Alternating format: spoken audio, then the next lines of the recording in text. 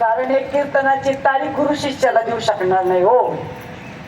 कारण एखाद्या जर 2 तारखा आल्या गुरुला आणि एकाच दिवसाच्या असल्या आणि त्याला जर वाटलं की मी तर काही 2 ठिकाणी जाऊ शकत नाही, मग तो म्हणेल माझ्या शिष्याला आपल्या की भाऊ तू जा त्या कीर्तनाला. नाही ना, आमच्या महात्म्याने डोक्यावरचा फेटा काढून दिलेला आहे. मी जिथं कीर्तनाला गेली नाही, माझं कीर्तन लोकांनी ठेवलं नाही, कॅन्सल केलं आणि दुसऱ्या दिवशी श्रीपाद बाबांचं कीर्तन घोटी क्षेत्रामध्ये लोक गाडी घेऊन आले दारामध्ये. चला बाबा म्हणे कुठं? म्हणे कीर्तनाला. काल कोणाचं होतं? ताईचं होतं. झालं का? नाही झालं. का नाही झालं? आवाज बंद. मग तिचं कीर्तन झालं नाही, मी येणार नाही. असेल असा महात्मा कुठे? नाही गेले कीर्तनाला.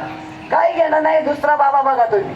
हा, आणि ज्या महात्म्याने आपल्या लेकरांसाठी एवढं करावं, अनंत उपकार आहेत त्या महात्म्याचे, अनंत उपकार आहे.